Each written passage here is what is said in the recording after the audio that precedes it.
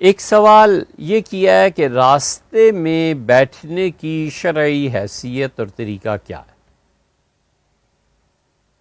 اصولی طور پہ حضور اقدس صلی اللہ علیہ وسلم نے منع کر دیا کہ کوئی راستوں میں نہیں بیٹھے گا۔ یہ بہت بڑی چیز ہے۔ حضرت رسالت مآب صلی اللہ علیہ وسلم نے منع فرمایا ہے کہ کوئی راستوں پر کھڑا نہیں ہوگا۔ حضور اقدس صلی اللہ علیہ وسلم نے شدید برا منایا ہے اس بات کا کہ لوگوں کے راستے روک دیے جائیں۔ ہمارے زمانے میں سب سے بدتر لوگ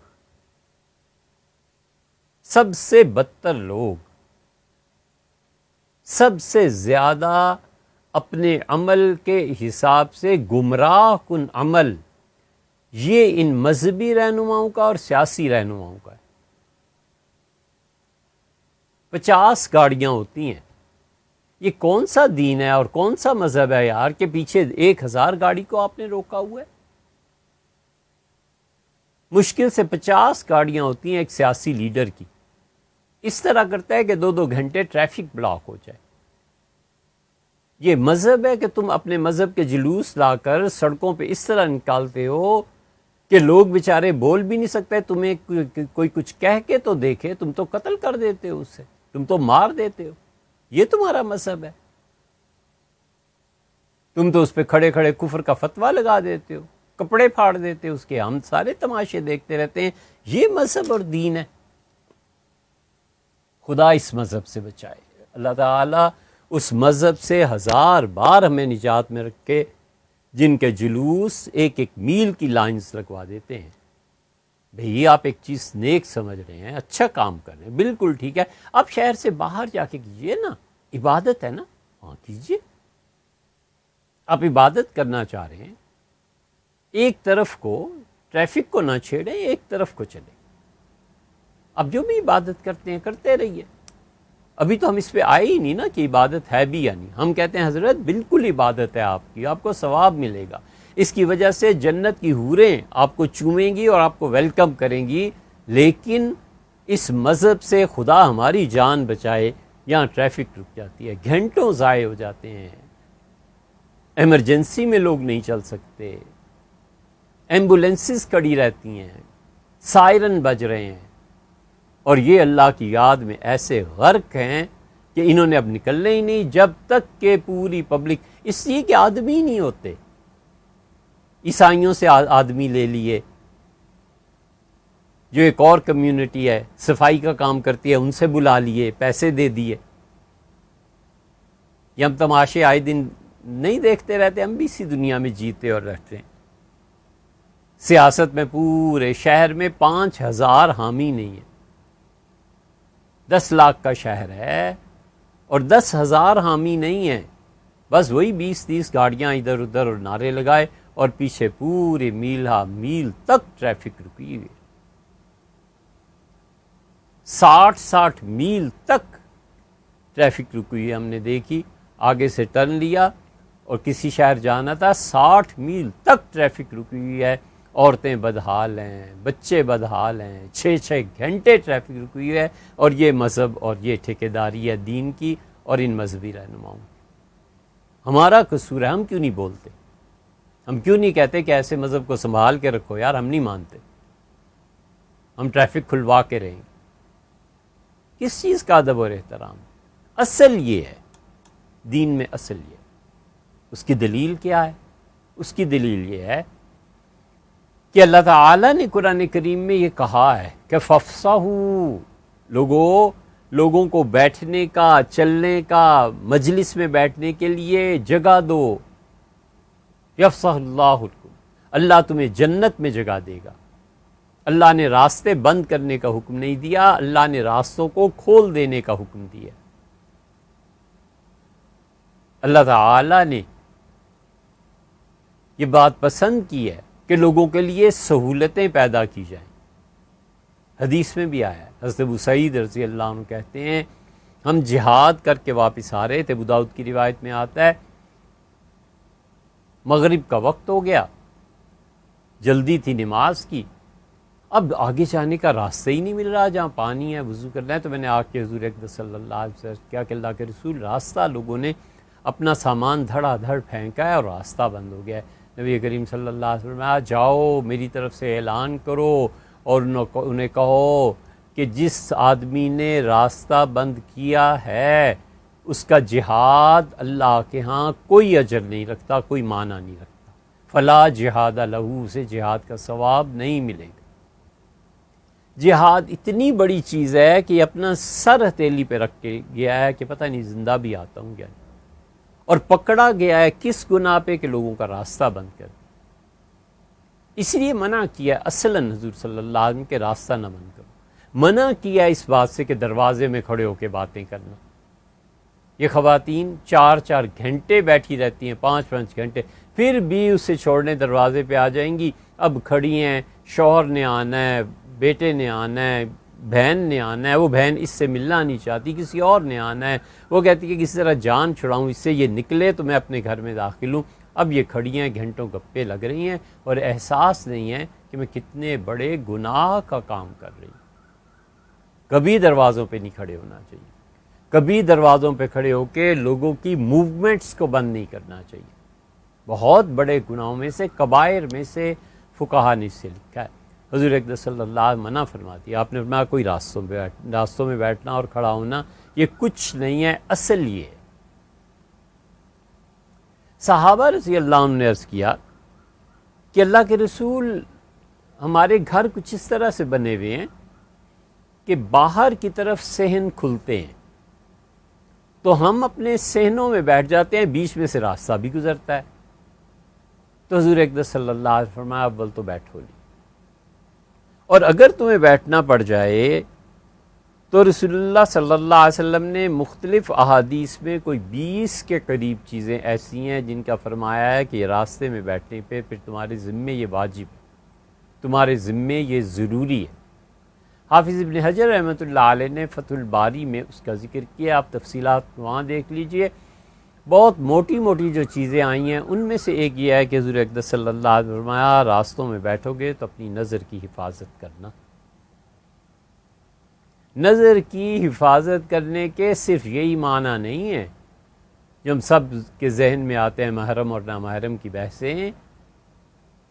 نظر کی حفاظت کرنے کا مطلب یہ بھی ہے کہ ایسے نہ ہو تمہارا مخالف گزرے اور جو ہی وہ گزرا شروع ہو گئے اس کی برائیاں کرنے اور لعنتیں بھیجنے. نظر کی حفاظت یہ بھی ہے کہ کوئی غریب آدمی گزرا تو اس پہ اپنا فخر، اپنی بڑائی کا جتانا، یہ دیکھ رہے ہو یہ کون جا رہا ہے، یہ یار ہمارے ایسے تھے، یہ ہمارے کل کے نوکر تھے، ان کو اب پر لگے ہیں. بدترین چیز ہے حقارت کی نظر. مرا پیر دانا روشن شہاب، ایسی ہے نا جملہ. شیخ سعدی نے کہا میرے شیخ جو باطن کے بڑے روشن آدمی تھے، جن کے اندر نور اور جگمگاہٹ تھی، تو اندر فرمود بر روئے آپ. جب کشتی میں ہم جا رہے تھے کہیں تو حضرت نے مجھے 2 نصیحتیں فرمائیں. حضرت نے فرمایا یکے آنکھ بر خیر بد بھی مباش، فرمایا کبھی بھی دوسرے کو حقارت کی نظر سے نہیں دیکھتے. دیگر آنکھ در خود خوشبی مباش، اور دوسرے یہ فرمایا تھا کہ دیکھنا اپنے آپ کو کبھی اچھی نظر سے نہ دیکھو. یہ فرمایا تھا حضرت شہاب الدین سہروردی رحمۃ اللہ علیہ نے شیخ سعدی رحمۃ اللہ علیہ کو.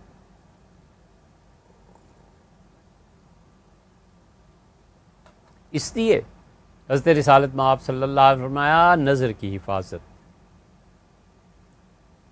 دوسری چیز عمومی طور پر جب آتی ہے آپ نے فرمایا وکف الاذی، راستے میں بیٹھ کے کسی کو تکلیف نہیں پہنچانی. راستے میں بدترین تکلیف جو یہ لوگ بیٹھے ہوئے پہنچاتے ہیں نا، شہروں میں اسلام آباد میں دیکھ لیں، فٹ پاتھ پہ بیٹھے ہوئے ہیں، ایک کرسی ادھر ہے ایک کرسی ادھر ہے.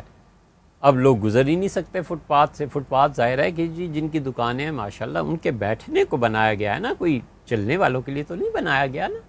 یہی تہذیب ہے. حضور اقدس صلی اللہ علیہ وسلم جو لوگ گزریں ان کو تکلیف نہیں دینی. اور یہ جتنے فٹ پاتھوں پہ بیٹھتے ہیں نا، کھانسی، بلغم، تھوکنے کو جی نہیں چاہتا انسان کو. یہ ان کی تہذیب ہے، یہ اب ان کی ثقافت ہے، اور یہ مسلمان ہی ہیں پھر بھی سبحان اللہ. فاسقوں جیسے اعمال کرتے ہیں، کبیرہ گناہوں کے کام کرتے ہیں، کافروں جیسی ان کی حرکتیں ہیں، اور یہ ابھی بھی سارے مسلمان ہی ہیں. حضور اقدس صلی اللہ علیہ وسلم راستے میں بیٹھو تو پھر کسی کو تکلیف بھی نہیں پہنچانی. کبھی کبھی تو بے دھیانی میں تھوک دیتے ہیں، کسی پہ پڑ جاتا ہے. دوسرا کیا کہے، سگریٹ پیتے ہیں اور وہیں پہ پھینک دیا، اور آگ بھی کبھی لگ جاتی ہے. اور دھواں جو اٹھتا ہے دوسرے کو تکلیف دیتا ہے کہ نہیں؟ حضور اقدس صلی اللہ علیہ وسلم راستے پہ بیٹھنے کا دوسرا حق یہ ہے کہ تم بیٹھو کسی کو تکلیف نہ ہو. اب فٹ پاتھ پورا گھیرا ہوا ہے، اس پہ اپنے بینرز لگائے ہوئے ہیں، کیا کیا کیا ہوا ہے، اس سے تکلیف نہیں ہوتی؟ کیا ہوا جی؟ ذرا سا میں نے بینر ہی تو، سوئی کتنی ہوتی ہے ذرا چبھو کے دیکھو نا، کیا ہوا جی؟ ذرا سی سوئی تو ہے. یہ حضور صلی اللہ علیہ وسلم کف الازا، لوگوں کو تکلیف نہ دینا، راستے میں بیٹھے ہوئے لوگوں کو تکلیف میں نہ ڈالنا. جانور لیے پھرنا، کتے ہیں، یہ بکریاں ہیں اور چیزیں ہیں، سارے راستے گندے کرنا. کوئی گزرے تو کیا کہے، گالیاں دے، تھوکے اور لعنت بھیجے. اسی لیے رسول اللہ صلی اللہ علیہ وسلم نے فرمایا تھا کبھی ایسا کام نہ کرنا کہ لوگ تم پہ لعنت بھیجیں. اور اسی لیے رسول اللہ صلی اللہ علیہ وسلم نے فرمایا تھا تم میں سے بدترین آدمی وہ ہے جس کی وجہ سے اس کے ماں باپ کو گالیاں پڑتی ہیں. اب تو شاید سوسائٹی میں یہ چیز بہت کم ہو گئی ہے. لوگ عام طور پہ یہ کہتے تھے کہ یہ شخص بے پیرا ہے، یعنی اس کی تربیت نہیں ہوئی بھی.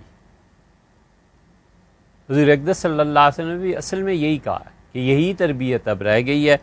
ظاہر ہے کہ جب مائیں نوکری کریں گی اور بچے پالنے کے ذرائع مختلف ہو جائیں گے، اسکول بھی یہی ہوں گے، ٹیچرز بھی یہی ہوں گے، تو پھر یہی کچھ ہوگا جو ان معاشروں میں ہو رہا ہے. تیسری چیز حضور اقدس صلی اللہ علیہ وسلم نے فرمایا کہ رد السلام، جو گزرنے والا تمہیں سلام کرے تو سلام کا جواب دو. قاعدہ یہ ہے کہ ہر بہتر حالت والا اپنے سے چھوٹی حالت والے کو سلام کرے گا.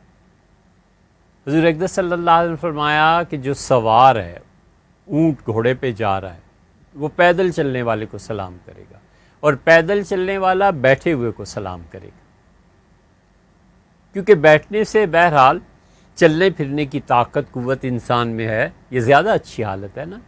اور اس سے زیادہ وہ ہے جو سواری پہ جا رہا ہے کہ اس کی حالت بھی اچھی ہے، ممکن ہے مالدار بھی اس سے زیادہ ہو. تو اوپر والا نیچے والے کو سلام کرے گا، قاعدہ اور اصول یہ ہے. تو جب وہ سلام کرے گا تو انہیں پھر جواب دینا ہے. اسے چھینک آ گئی، اس نے الحمدللہ کہا تو انہیں یرحمک اللہ کہنا ہے. اسی ضمن میں پھر فقہا نے آگے کے احکامات کیے ہیں تاکہ انسان کو یہ احساس رہے کہ جو لوگ بیٹھے ہوئے بھی ہیں بہرحال وہ مجھ سے، چاہے وہ درجے میں کیسے بھی ہوں، لیکن اچھے لوگ ہیں، مجھ سے بہتر لوگ ہیں، مجھے انہیں بھی سلام کرنا ہے. پھر چوتھی بات حضور اقدس صلی اللہ علیہ وسلم فرمائی کہ راستہ دکھانا. بیٹھا ہوا ہے، اور یہ اب بھی ہوتا ہے کئی مرتبہ، کسی شہر میں بھی چلے جائیں تو کوئی نہ کوئی رکتا ہے، پوچھتا ہے، راستہ پوچھتا ہے، کسی چیز کا حوالہ دیتا ہے، کوئی ایڈریس. کئی لوگوں کو آپ دیکھیں گے اسلام آباد کا یہ سیکٹر کہاں ہے، یہ گلی کہاں ہے، بہت مرتبہ روزانہ ہی لوگ پوچھ رہے ہوتے ہیں. تو حضور اقدس صلی اللہ علیہ وسلم نے یہ فرمایا کہ ان کا حق ہے کہ جو لوگ وہاں سے گزر رہے ہیں ان کے کچھ حقوق تمہارے ذمے آتے. تو یہ بتلایا کہ لوگوں کو راستہ بتانا. اسی ضمن میں پھر ایک جگہ ارشاد فرمایا کہ اندھے کی رہنمائی کرنا. اور حضور اقدس صلی اللہ علیہ وسلم نے دو جگہ پہ اور بھی بات ایک ارشاد فرمائی، اور آپ نے فرمایا کہ وَأَدْعُوكَ دُعَاءَ الْخَائِفِ الضَّرِيرِ. ایک یہ، اور ایک یہ فرمایا کہ بہت بڑے گناہوں میں سے اندھے کی غلط رہنمائی کرنا. معذور ہے نا، تو بجائے اس کے کہ اس کے ساتھ محبت ہونی چاہیے، تعلق ہونا چاہیے، صحیح رہنمائی ہونی چاہیے، تو وہ جب نابینا ہو اور آپ سوچیں، یہ دوسری بات کر رہے ہیں، آگ لگ جائے، بڑا سٹور ہے، آگ لگ گئی ہے، ہر کوئی بھاگ رہا ہے، تو کون اندھے کی خبر لے گا نابینا کی؟ حضور صلی اللہ علیہ وسلم دعا فرماتے تھے، اللہ سے مانگتے تھے، اور فرمایا کہ ادعو کا دعا الخائف الضریر، میں اللہ آپ سے ایسے دعا مانگتا ہوں عاجزی سے جیسے آگ پھیل جائے اور کوئی اندھا آدمی اس آگ میں گھر جائے، اسے راستہ نہ ملے، میں اس اندھے آدمی کی طرح آپ سے درخواست کرتا ہوں، ہاتھ پھیلا۔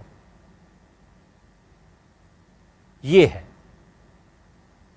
کہ لوگوں کی رہنمائی کرنا۔ پھر حضور صلی اللہ علیہ وسلم نے فرمایا اگر تم راستوں میں بیٹھو گے تو یہ بھی ضروری ہے کہ تم نیکی کے کاموں کا حکم دو۔ اگر راستوں میں بیٹھو گے، کوئی گالی دے رہا ہے بچہ، اسے سمجھا دینا، چھوٹی عمر کا بچہ ہے، اپنے بیٹوں جیسا، بھائیوں جیسا ہے، اسے شفقت اور محبت سے منع کر دینا کہ بیٹے سگریٹ نہیں پیتے، اسے کچھ سمجھا دینا کہ بیٹے ساری ٹریفک ادھر کو جا رہی اور آپ ادھر کو جا رہے ہیں، نہیں، یو ٹرن کہیں سے بنائیں، پھر اس کے ساتھ چلیں۔ یہ سب چیزیں ایسی ہیں جو راستے میں بیٹھ کے امر بالمعروف میں شامل ہیں، کہ بیٹھنے والوں کو چاہیے کہ نیکی کے کاموں کا حکم کریں۔ ٹریفک رک گئی ہے، کچھ لوگ بیٹھے ہوئے ہیں، ہر آدمی جوس پی رہا ہے اور ڈبے وہیں پہ پھینک رہا ہے، تو انہیں سمجھا دینا کہ بیٹے نہیں، انہیں سنبھال کے رکھیں، جہاں گاڑی رکے گی کسی ڈسٹ بن میں ڈال دیجئے۔ اس حد تک ہم لوگ گرے ہوئے ہیں، اس حد تک، اور بات کرتے ہیں چاند پہ جانے کی، اور بات کرتے ہیں اٹامک انرجی، سے کم تو بات ہی نہیں نا ہم نے کرنی، جو بالکل ایک سوسائٹی کے پہلی لیئر جو ہوتی ہے انسانیت کی، وہ بھی نہیں چھوڑی۔ لکھنا پڑتا ہے، دیکھو گدھا، تب جا کر کہیں باز، اور وہ بھی پھر پورے باز نہیں آتے۔ یہ حالت ہے ہماری، اور ہم چلے ہیں غزوہ ہند میں اور خلافت قائم کرنے۔ یار خدا کا واسطہ ہے، سب سے پہلے ایک مہذب انسان بن جاؤ، بس، اور کچھ نہیں، اس سے زیادہ کچھ نہیں، انسان بن جاؤ، بڑے تو بعد میں بنیں گے نا جی، انسان بن جائے۔ حضور صلی اللہ علیہ وسلم فرماتے ہیں کہ امر بالمعروف کرنی ہے اگر راستوں میں بیٹھنا ہے۔ ایک بات حضور صلی اللہ علیہ وسلم نے یہ فرمائی کہ نہی عن المنکر، جو برائی تمہارے سامنے کوئی کر رہا ہے تو اسے روکنا بھی ہے، بچے کو سمجھا دینا کہ بیٹے سگریٹ نہیں پی۔ اسی طرح سارا شہر جن سے عذاب میں آتا ہے، اور خدا اس گناہ کی نحوست سے بچائے، یہ نحوستیں اسی لیے سوسائٹی پہ پڑتی ہیں، اور ان لڑکوں پہ سائلنسر نکال لیا ہے، اب سارے شہر کی نیند خراب ہو رہی ہے، گلی میں، محلے میں، کون ہے جو اس کو کہہ سکے، اور کون ہے جو اس کے منہ سے اپنے ماں باپ کے لیے خراب الفاظ نہ نکلوائے اور گالیاں۔ اس لیے لمبی فہرست ہے، منع فرمایا راستوں میں مت بیٹھو، اگر بیٹھنا ہی ہے تو حضور صلی اللہ علیہ وسلم فرمایا پھر ان کا خیال کرنا، امر بالمعروف بھی کرنی ہے اور نہی عن المنکر بھی کرنا ہے۔ کوئی چیز کھا رہے ہیں، لفافہ وہیں پھینک رہے ہیں، اور بہت بڑا عذاب یہ جو شاپنگ، وہ کیا کہتے ہیں، پولیتھین کے لفافے پھینک جاؤ، نالیوں میں پھینک دو، پھر پانی، پھر سیلاب، پھر نالیوں کا نہ بنانا، یہ سارے بھگت رہے ہیں نا، اور مذہب انہیں پروٹیکشن دے رہا ہے کہ یہ تو اللہ کا عذاب ہے، خدا کا عذاب ہے، یا یار یہ تمہاری اپنی کوتاہیوں کا نتیجہ ہے، یہ تمہارے اپنی جائیدادیں خریدنے کا اور اس کا نتیجہ ہے۔ نکلوائیں ذرا جا کر ڈیزاسٹرز میں کیا ہوتا رہا ہے۔ رپورٹ ہم پڑھ رہے تھے 2005 میں جو زلزلہ آیا تھا، اس کا صرف 30%، 30% لوگوں تک پہنچا تھا، باقی لے گئے جو لے گئے۔ یہ حالت ہے۔ تو اس لیے اس سوال کا جواب بہت طویل ہو گیا، لیکن رسول اللہ صلی اللہ علیہ وسلم کی بات جتنی ہم پہنچا سکیں یا آپ سے سن سکیں۔